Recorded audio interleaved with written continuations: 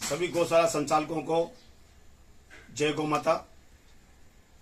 हमारे गौशाला संचालकों की एक बहुप्रतीक्षित मांग थी कि गोचर में संचालित गौशालाओं को राज्य सरकार जमीन आवंटित करे, और इसके विषय में मैंने कई बार कई सभाओं में भी कहा है कि राज्य सरकार इस पर बहुत ही तेजी से कार्य कर रही है। पिछले दिनों हमारा एक डेलीगेशन माननीय गोपालन मंत्री से मिला और पंचायती राज मंत्री औटाराम जी देवासी साहब से भी मिला, तो उन्होंने आश्वासन दिया था कि राज्य सरकार अतिशीघ्र गौशालाओं के हित गोचर भूमि आवंटित करने का प्रस्ताव लाने वाली है। और आज उस सुखद विचार और उस सुखद जो अनुभव है वो आज हमें हुआ है। राज्य सरकार ने आदेश जारी किया है, 22/7 का यह आदेश है इसी साल का। राज्य सरकार ने गौशालाओं के हित जो बड़ा कार्य किया है, गौशालाओं को गोचर भूमि लीज पर देने का जो आदेश किया है, उसके लिए मैं वर्तमान भाजपा सरकार को, मुख्यमंत्री भजनलाल जी को और हमारे गोपालन मंत्री जोराराम जी को, हमारे राजस्व मंत्री, हमारे पंचायती राज मंत्री, इन सभी को मैं शुभकामनाएं देता हूं, उनका आभार व्यक्त करता हूं कि आपने गौशालाओं की समस्याओं को समझा और राजस्थान की 90% गौशालाएं जो गोचर में संचालित है, उन सबको राहत देने का कार्य जो वर्तमान सरकार ने किया है, उसके लिए वो धन्यवाद की पात्र है। हमारी गौशालाओं में जमीन का हमेशा से अभाव रहा है और गौशाला संचालक जमीन के अभाव में गौशाला खोल तो लेता था, परंतु ग्रामीण क्षेत्र की आपसी राजनीति के कारण से वो गौशाला का सुचारू संचालन नहीं कर पाता था। गौशालाओं के हित राज्य सरकार ने जो गोचर आवंटित करने का निर्णय लिया है वो सराहनीय है। अब हमारी गौशाला जिस गोचर में और में कार्य कर रही है वो उन्हें अलॉट की जा सकेगी, उन्हें लीज पे दी जा सकेगी।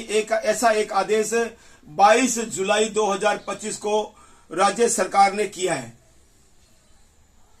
इस आदेश से हम सबकी गोचर से संबंधित समस्याओं का हल होगा, गौशालाओं की भूमि से संबंधित समस्याओं का हल होगा। और अब हमें आगे बढ़कर मैं उन सभी जिलों के संगठनों से निवेदन करूंगा, वहां के सक्रिय लोगों से निवेदन करूंगा कि आप सभी सक्रियता से राज्य सरकार के इस महती आदेश को क्रियान्वित करवाने के लिए अपने क्षेत्र की गोचर में संचालित गौशालाओं को भूमि आवंटन करवाने की प्रक्रिया का प्रारंभ करें। यह प्रक्रिया कैसे होगी और कौन सी गौशाला यह भूमि ले सकती है, उसके विषय में मैं आपको बताना चाहूंगा। गोचर आवंटन करवाने से पहले कुछ चीजों पर हमें ध्यान देना होगा। हमें यह ध्यान करना होगा कि जो गौशाला गोचर में संचालित है, उस गौशाला के वहां पर कितनी गोचर बची हुई है, या उस क्षेत्र में, उस ग्राम में टोटल कितनी गोचर थी, उस विषय का उस क्षेत्र के कार्यकर्ता, उस गौशाला का संचालक है, उसकी पहले जमाबंदी निकलवाए और यह पता करे कि मेरे क्षेत्र में जहां मेरी गौशाला है कुल कितने बीघा गोचर भूमि थी। उसके आधार पर आपको यह आवंटन किया जाएगा। उदाहरण के लिए समझें, सरकार का जो नियम है, अन्य पशुओं के लिए गोचर चारागाह के अंदर अन्य पशु चरे, उसके लिए आधा बीघा एक पशु का नियम है। और इस नियम को मानते हुए यदि आपके क्षेत्र में मान लीजिए 100 बीघा जमीन है और 2017 के पशु गणना के अनुसार वहां पर आपके पास में 500 पशु हैं, जिसमें भेड़, बकरी, ऊंट, भैंस, गाय सब मिलाकर, तो हो सकता है कि उस अनुपात में जमीन ना होने कारण से आपको उस क्षेत्र की जमीन ना मिले। तो हमें प्रथम यह ध्यान करना है कि उस क्षेत्र में पशुओं का घनत्व कितना है 2017 की गणना के अनुसार, नंबर 1। नंबर 2, एक ये भी बात है कि ये जिला कलेक्टर के, तहसीलदार, एडीएम के, एसडीएम के विवेक पर भी डिपेंड करता है कि वो पशुओं के लिए निर्धारित जमीनों को बात करते हुए भी आपको जमीन आवंटित कर दे। वो आपकी सेवा पर भी प्रभाव डाल सकता है कि आप कितनी कैसी सेवा कर रहे हैं। तो कलेक्टर को ये लगे कि अच्छी गौशाला है, अच्छी सेवा कर रही है, तो बिना ऐसे नियमों को माने हुए भी कलेक्टर आपको जमीन आवंटित कर सकता है। नियम यह है कि कोई भी गौशाला जो संचालित की जा रही है उसकी क्या क्या शर्तें रहेगी, किस प्रकार उसको जमीन आवंटित होगी, मैं उस पर बताना चाहूंगा। जो गौशाला पिछले 3 साल से किसी गोचर में संचालित है, किसी स्थान पर संचालित है, किराए की जमीन में संचालित है, वो गौशाला इस भूमि लीज के लिए, गोचर के लिए आवेदन कर सकती है। उस गौशाला के पास में 3 साल का गौपालन का अनुभव हो, 3 साल की उसकी ऑडिट रिपोर्ट हो, 3 साल पुराना गोवंश का रिकॉर्ड हो, और कम से कम जो गौशाला भूमि आवंटन के लिए आवेदन करे उसके पास में 100 से अधिक गोवंश वो पोषित करता हो। ऐसी गौशाला को ही ये भूमि आवंटित की जाएगी।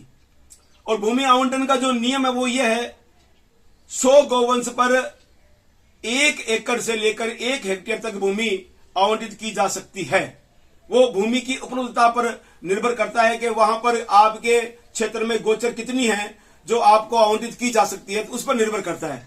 परंतु मानक यह है कि 100 गोवंश पर 1 एकड़ भूमि आपको आवंटित की जाएगी।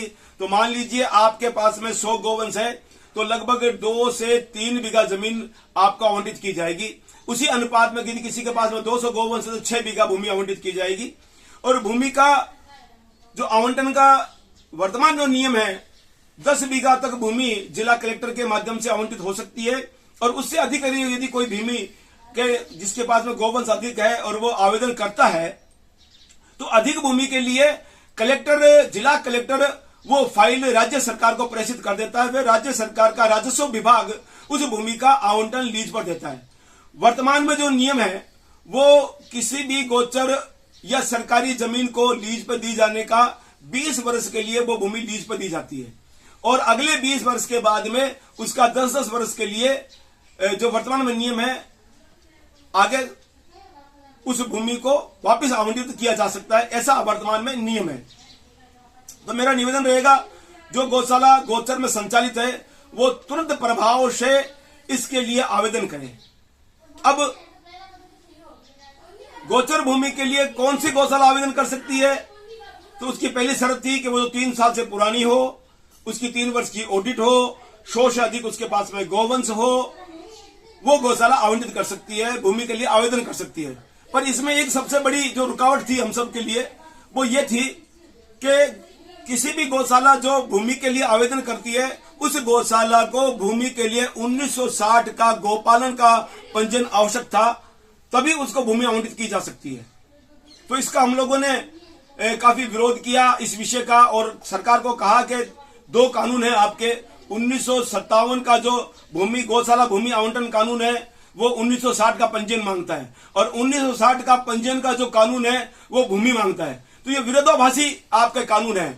पर इस विषय को वर्तमान हमारी सरकार ने समझा, हमारे गौपालन मंत्री जी ने समझा, तो उन्होंने एक आदेश जारी किया है।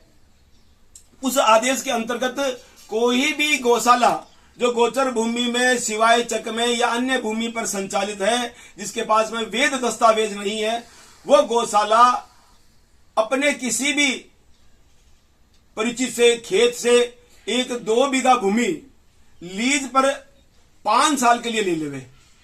और लीज कौन सी, किराए पर लेनी है भूमि आपको, तो वो किराए भी रजिस्टर्ड लीज होनी चाहिए।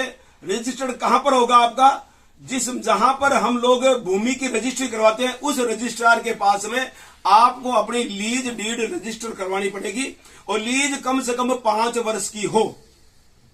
वो लीज डीड करवाने के बाद में लीज का जब आपके पास में डीड आ जाए तो उस डीड को लगाकर आप 1960 का फॉर्म भरें, और 1960 का जो आवेदन है वो जो गौशाला वर्तमान में अनुदान ले रही है या गौपालन विभाग से जुड़ी हुई है उनकी एसएसओ आईडी से, उसी एसएसओ आईडी के प्रकल्प में 3 बिंदु है, उसमें से एक बिंदु 1960 के पंजीयन का है, उसके द्वारा पंजीयन किया जा सकता है। गौशाला 1960 का पंजीयन कैसे होगा, इस विषय में मेरा दूसरा वीडियो है, कृपया उसे आप ध्यान से सुने और उसके अनुसार आप इस विषय को आगे बढ़ाएं और ये गौशाला का 1960 का पंजीयन करवाएं। जब हम अब आपको शर्तें क्या है इसकी और पात्रता क्या है। पात्रता की शर्तें हैं, 2-3 चीजें मैंने पहले आपको बताई कि गौशाला के पास में 3 वर्ष का अनुभव हो, 3 वर्ष से नियमित संचालित गौशाला हो, 100 से अधिक गोवंश हो, उसकी ऑडिट रिपोर्ट हो और आपके पास में उस क्षेत्र जिस स्थान के लिए आप आवेदन कर रहे हैं उस स्थान की आपके पास में जमाबंदी होनी चाहिए, पटवारी से सत्यापित, उसका खसरा नंबर होना चाहिए, उस क्षेत्र का नक्शा होना चाहिए, ताकि और ये सभी दस्तावेज पटवारी से स्थापित होने चाहिए, तभी आपको उस भूमि के लिए आप आवेदन कर सकते हैं। दूसरी बात, 1 से अधिक आवेदन आने पर उक्त क्षेत्र में तो वो आपकी प्रोफाइल पे डिपेंड करेगा कि आपकी गौशाला कितनी सक्षम है आर्थिक दृष्टि से या कितना गौवंश का पालन कर रही है। ये सब ऊपर वाले जो आवेदन चेक करेंगे वो देखेंगे, तब दो गौशाला में से किसी एक गौशाला को वो भूमि आवंटित की जाएगी। ये भी एक नियम में रहेगा। गौशाला का जो हमें आवेदन करना है, एक ही आवेदन फॉर्म है मेरे इस YouTube के इस लिंक में ये फॉर्म आपको अपलोड हो जाएगा, मेरा फोन नंबर भी वहां पर होगा इस विषय में।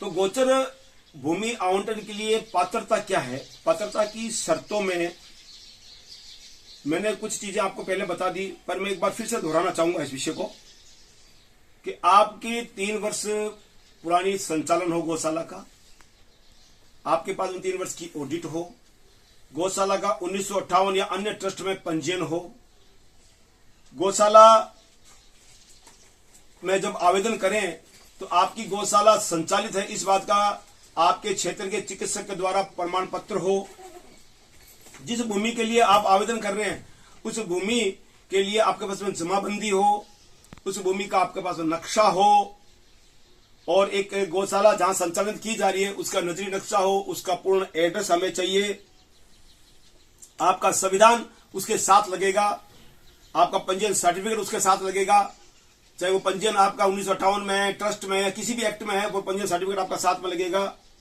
और गौशाला की पूरी डिटेल उसमें आपको लिखनी पड़ेगी। उसके अंदर गौशाला का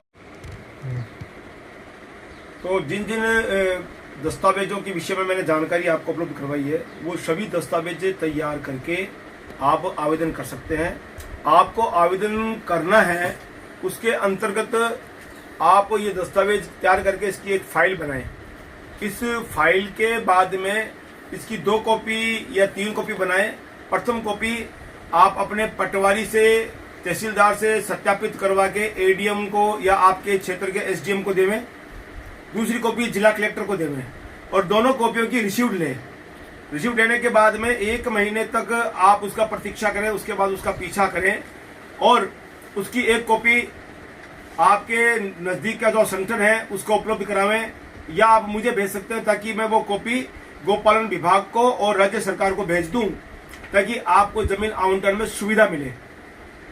मेरा सबसे ये निवेदन रहेगा कि हम एक अभियान के तहत ये कार्य करें ताकि जितनी भी गौशालाएं गोचर में संचालित है उन सबको राज्य सरकार के द्वारा ये जो सुंदर आदेश हुआ है इस आदेश की पालना में या इस आदेश का लाभ गौशालाएं ले सके, उन्हें जमीन आवंटित हो सके, उन्हें जमीन लीज पर मिल सके, ताकि राज्य सरकार की जितनी भी गौशाला के निमित्त योजनाएं हैं उनका भी क्रियान्वयन हम इसमें कर सके। तो मेरा सभी क्षेत्र के संगठनों से निवेदन है कि आप अपने अपने क्षेत्र में सक्रिय होकर इस महती कार्य को अतिशीघ्र पूर्ण करें ताकि गौशालाओं को इसका लाभ मिल सके। और इस संबंध में जो भी गौशाला कुछ जानना चाहती है तो मेरे नंबर इस वीडियो के लिंक में है, उससे संपर्क करें और आप चाहे तो मेरा नंबर लिख सकते हैं 94-140-38-704। मेरा निवेदन रहेगा आप सभी से कि मेरे इस वीडियो को अधिक से अधिक गौशालाओं तक भेजें ताकि राजस्थान की 90% गोचर में संचालित गौशालाओं को जमीन आवंटन का लाभ मिल सके। इसमें एक बात मैं मुख्य रूप से कहना चाहूंगा, जो गौशालाएं गोचर में संचालित है उन्हीं को ही उसका लाभ मिलेगा। जो जोड़ पायतान में संचालित है उसका लाभ उन गौशालाओं को नहीं मिलेगा।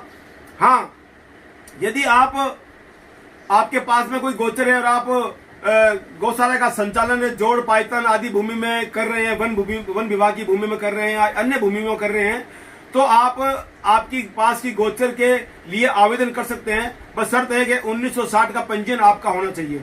1960 का पंजीयन किस प्रकार होगा उसकी मेरी अगली वीडियो है, वो आप जरूर देखें और उससे पता लग जाएगा कि 1960 का पंजीयन कितना सरल है और क्या क्या दस्तावेज चाहिए, वो कैसे पंजीयन हो पाएगा, डॉक्टर की भूमिका क्या रहेगी, आप उसका आवेदन कहाँ करेंगे, वो सभी डिटेल उस वीडियो में है। तो सभी गौशालाएं अतिशीघ्र इस कार्य को संपन्न करें ताकि आपके पास में भी गौ माता के हित जमीन आ सके। मैं पुनः राज्य सरकार का बहुत बहुत आभार व्यक्त करता हूं कि उन्होंने गोचर को आवंटित करने के आदेश निकलवाकर गौशालाओं को बहुत बड़ी राहत दी है। इसके लिए राज्य सरकार का बहुत बहुत धन्यवाद, आभार। जय गौ माता, जय गोपाल। कृपया इस वीडियो को प्रत्येक गौशाला को भेजें ताकि उसका लाभ ये गौशाला ले सके और चैनल को सब्सक्राइब भी करें ताकि आपको समय समय पर गौशालाओं से संबंधित वीडियो प्राप्त होते रहे। जय गौ माता।